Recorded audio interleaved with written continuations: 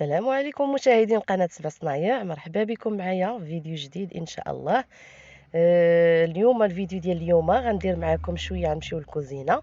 غندير معكم هذا البريوش هذا اللي على شكل وريضه. شوفوا كيفاش يجي القطن، كيجي هشيش. هانتوما الشكل ديالو كيفاش كيجي،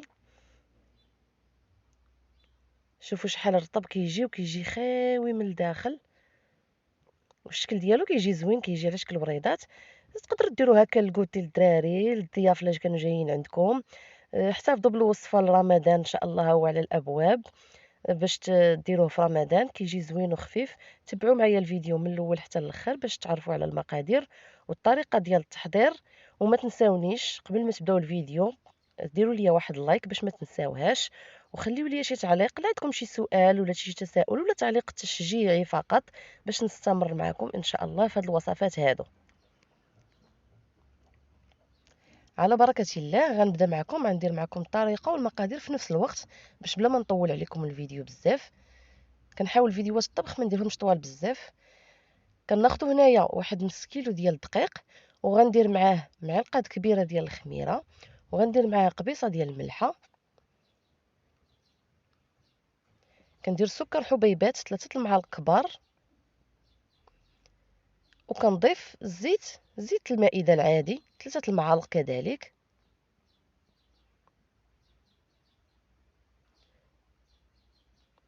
وغنضيف كاس ديال الماء دافي، كندفيه شويه صافي. وكنخليه الماء داك الحليب مع الخميره مع السكر، كنبدا نخلط هكا كنعجن، وكنكمل بالماء دافي. بغيتو تعجنوها كامله بالحليب عجنوها، كان ما متوفرش الحليب كتعجنوا غير بالماء دافي. وكديروا معلقه ديال الحليب غبره، معلقه كبيره ديال الحليب غبره. بغيتو تنسموا كذلك بالنافع، بحبه حلاوه، بالزنجلان، كيبقى لكم الاختيار كذلك. مما نعطيتكم الفكره الاساسيه والمقادير الاساسيين ديال هذا العجين، وانتم ديك الساعه كتنسموه باش ما بغيتو. صافي كنبقى ندلك فيها هكا مزيان حتى كترطاب ليا العجينه بحال هكا، وكتكون خفيفه. ها نتوما كيف كتشوفوا هي خفيفه، ولكن في نفس الوقت ما كتلصقش في اليدين. المهم انا وريتكم الطريقه ديال العجينه. صافي نديرها في البلاستيك غذائي بحال هكا، ندير فيه شويه ديال الزيت باش ما تلصقش ليا، ولا كديروها هكايا في شي بول وكديروا ليها الفيلم اليمونتير.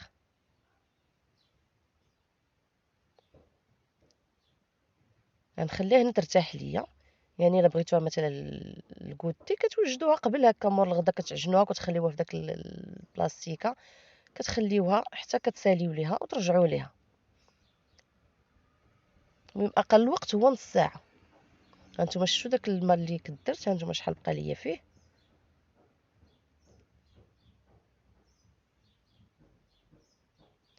من بعد ما مرات تقريبا نص ساعه، شوفوا هانتوما شحال تنفخات.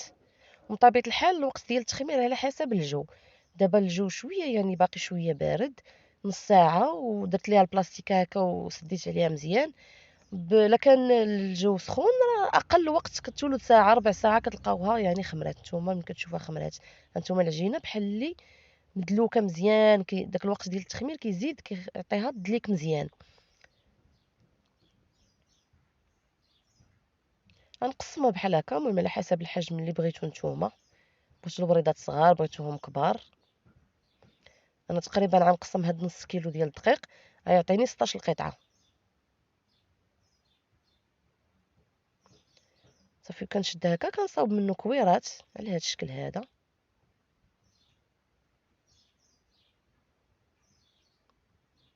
الا كانت العجينه كتلصق لكم في يديكم، كديروا شويه ديال الزيت في يديكم باش يعاونكم، وكتصنعوا كويرات بحال هاد الشكل.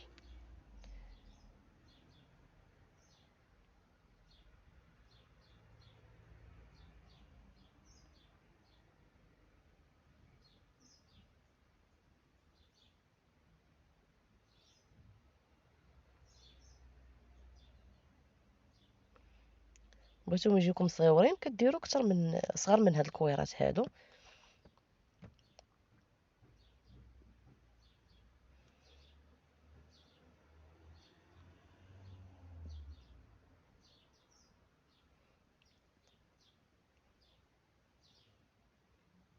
هذه طريقه اخرى باش تكوروا الكره هكا، تجيكم سهله.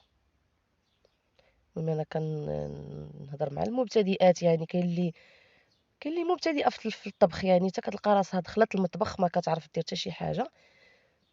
اما راه تبارك الله عليكم حاذقات، كاين الحاذقات اللي كاع ما يحتاجوا نوريهم كيفاش يديروا.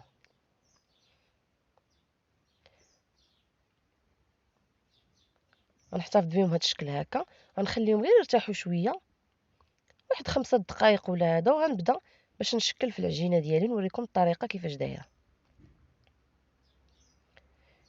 خديت هنايا الزيت وخديت هنا الزبده مذوبه.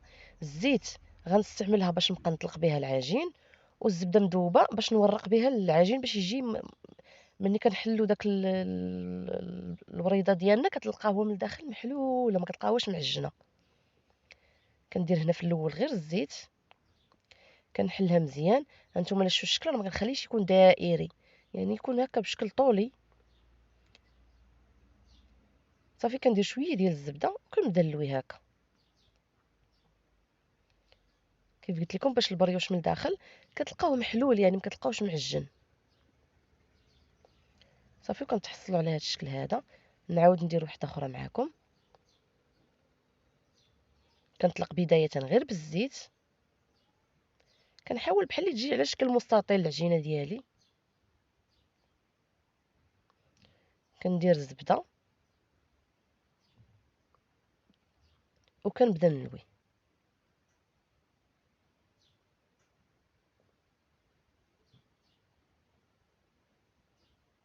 صافي ما كتحتاجوا تلصقوهم حتى شي حاجه، غير كتلويهم هكا وكتحطوهم.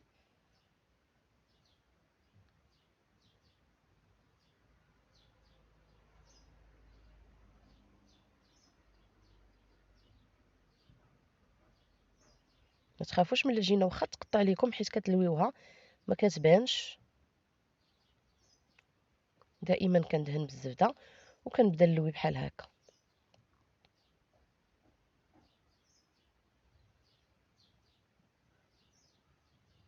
صافي غنستمر هكا تنكمل الكميه اللي عندي.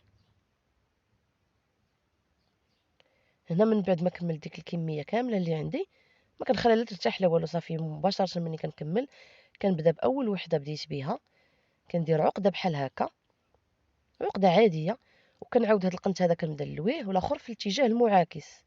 وهاد الريوسه اللي كيبقاو ليا كنقرصهم هكا بيدي باش ما يتحلوش، وكنرد هذيك القرصه اللي قرصت البلاصه فين تلاقاو دوك الريوسه، كنردها لتحت.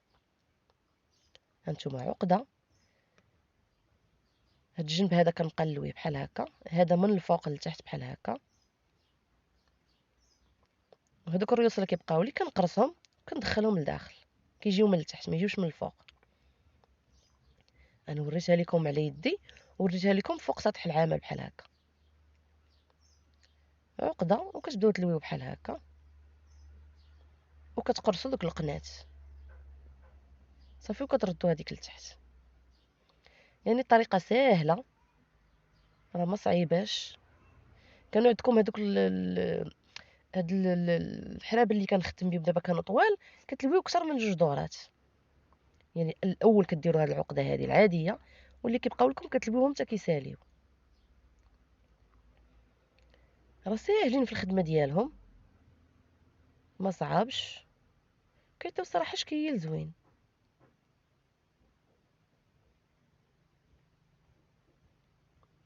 صافي كنديرهم مباشره في الطاوله اللي غتدخل في الفران.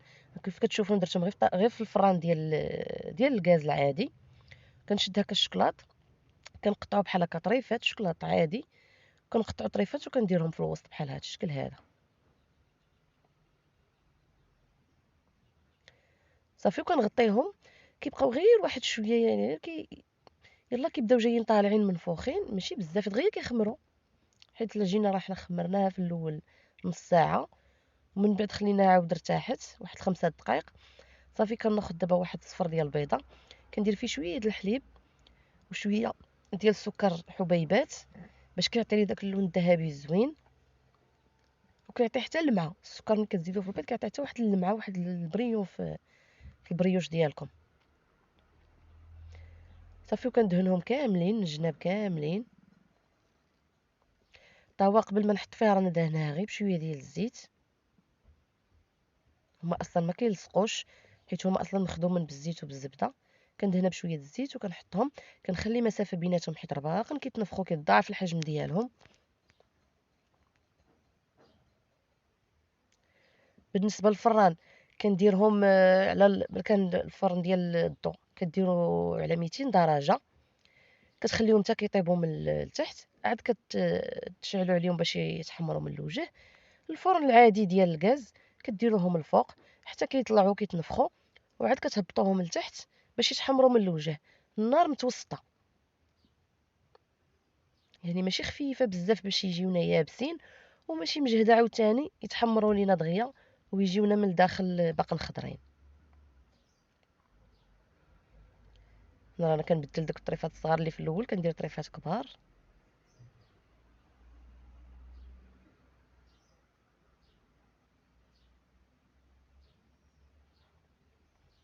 صافي كندخلهم الفران حتى كيطيبوا ونتلاقاو.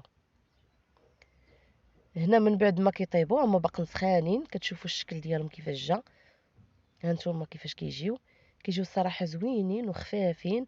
تقدروا تحتفظوا بهم في المجمد حتى كيطيبوا بحال هكا. ديروهم في كيس بلاستيك غذائي وكديروهم في المجمد. من كتحتاجهم كتجبدوهم كتخليهم غير في المطبخ حتى ياخذوا الحراره ديال المطبخ. صافي وكتدخلوهم كتسخنوهم في ميكرو اوند، ولا طريقه اخرى باش تسخنوهم كديروهم في طنجره الضغط في الكوكوط خاويه ما فيها حتى شي حاجه، كتحطهم تستفهم فيها وكتسدوا عليهم الكوكوط وكتنقصوا البوطه غير واحد 2 دقائق ولا 3. صافي وكتطفيو عليهم كتلقاوهم واجدين. وبالصحه والراحه كنتمنى تجربوهم وينجحوا معاكم. وما تنساونيش الا وصلتوا حتى لهنايا ما تنساونيش ديروا لي لايك وتعليق، بارطاجيو الفيديو مع الناس اللي كي صحابكم ولا العائله ديالكم. والى اللقاء في فيديو اخر.